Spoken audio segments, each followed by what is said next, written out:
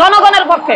আমি বিএনপির দালালিও করি না, আওয়ামী লীগের দালালিও করি না, জামাতের দালালিও করি না। হিন্দু ধর্ম পালন করেন, আমরা মুসলমান ধর্ম পালন করি। উস্কানি দিবেন না, উস্কানি দিলে খবর আছে ভারত দখল করে আনিব আমরা উল্টা ভারত দখল করব।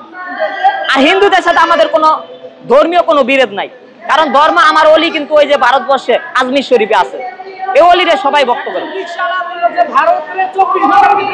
রিক্সাওয়ালা না, সারা বাংলাদেশের মানুষ বলে। হ্যাঁ পারবে তো, এই দেশের হলো বিশ্ব বাহিনী। আমরা হইলাম মুক্তিযোদ্ধা গেলিরা জাতি। এই যে এবার প্রমাণ করে দিচ্ছে 24-এ ছাত্ররা এবং জনতা। না এখন আপাতত ভারত যেহেতু আমাদের সাথে সমঝোতায় আইছে, এখন আপাতত বাদ দেন।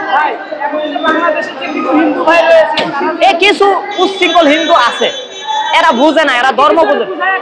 এরা এই যে আমরা মুসলমানরাই দিনের দাওয়াত দিতে হবে, বেশি বেশি দিনের দাওয়াত দিতে হবে। আর ইসকন তো বাদ, ইসকন তো আর থাকবে না বাংলাদেশে।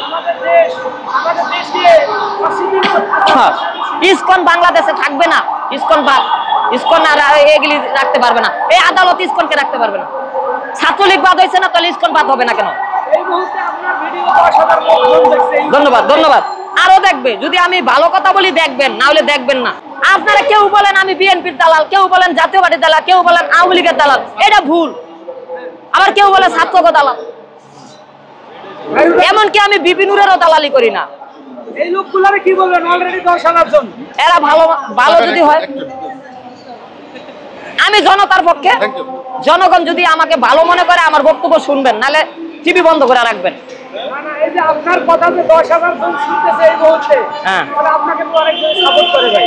সাপোর্ট না, সাপোর্ট কিছু না, জনগণকে সাপোর্ট করবেন, আমাকে সাপোর্ট লাগবে না। আমি যদি খারাপ বলি আমাকে পরামর্শ দিবেন। আমি বলি হিন্দু মুসলিম বৌদ্ধ খ্রিস্টান সবাই আমরা শান্তির ধর্মের লোক।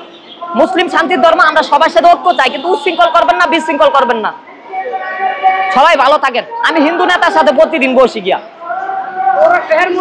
আমি হিন্দু নেতা খুব ভালো লোক, তার সাথে বসি। সে বলছে যে আমাদের হিন্দু ধর্ম কিছু উচ্ছৃঙ্খল আছে, এটা সত্য ঘটনা।